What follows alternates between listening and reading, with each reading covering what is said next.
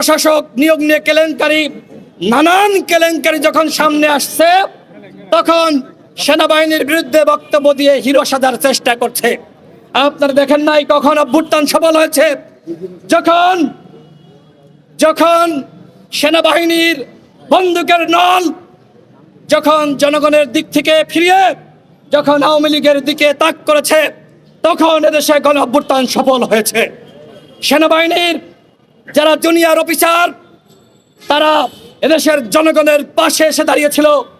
সুতরাং 2-3 জন অফিসারের জন্য আজকে পুরো সেনাবাহিনীর বিরুদ্ধে যে ধরনের নিষেধাজ্ঞা করা হচ্ছে, আমরা গণ অধিকার পরিষদের পক্ষ থেকে সেইটা সমর্থন করি না। কতিপয় অ্যাক্টিভিস্ট আজকে আন্দোলনের ডাক দিয়েছিল, মসজিদ থেকে মুসল্লিরা বের হবে, সেনাবাহিনীর বিরুদ্ধে আন্দোলন করবে। এই ধরনের আন্দোলন করা যাবে না। সেনাবাহিনীকে যারা উস্কাচ্ছে, তাদের বিষয়ে আমাদের সতর্ক থাকতে হবে। সেনাবাহিনী আমার এদেশের জনগণের ভ্যাট এবং ট্যাক্সের টাকায় বেতন দেওয়া হয়। সুতরাং সেনাবাহিনীকে উস্কানি দিয়ে জনগণের বিরুদ্ধে দাঁড় করানোর কোনো রকম চেষ্টা করবেন না। সেনাবাহিনীকে বলবো, আপনারা জনগণের পাশে থাকুন। আপনারা 1-11 দেখেছেন, এদেশের ক্ষমতা নিয়ে কখনোই আপনাদের সুখকর ইতিহাস নাই। সুতরাং জনগণের পাশে থাকুন। আমরা গণ অধিকার পরিষদ একটি গণতান্ত্রিক, ন্যায় বিচার সম্পন্ন, মানবিক মর্যাদার বাংলাদেশ গঠন করতে চাই। সেই বাংলাদেশ গঠনে আমরা দেশের মানুষকে ঐক্যবদ্ধ হওয়ার আহ্বান জানাচ্ছি। সর্বশেষ আমি আবারও বলবো, যেটি আমরা বলেছিলাম, যদি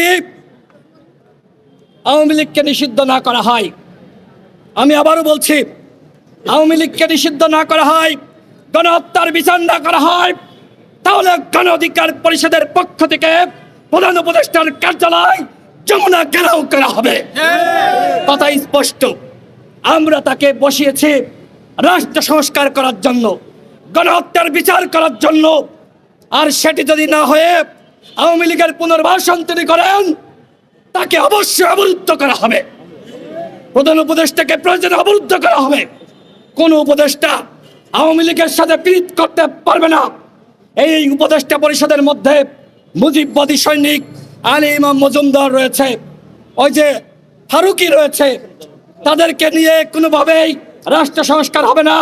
সুতরাং আমাদের বক্তব্য স্পষ্ট, অবশ্যই এই উপদেষ্টা পরিষদের পুনর্গঠন করতে হবে এবং একই সাথে যারা গণ অভ্যুত্থানে ভূমিকা রেখেছে সকল স্টেক হোল্ডারদের মাধ্যমে নতুন সরকার, তত্ত্বাবধায়ক সরকার ব্যবস্থা গঠন করতে হবে এবং সেই সরকারের প্রধান হবেন ডক্টর মোহাম্মদ ইউনূস। সকলকে ধন্যবাদ।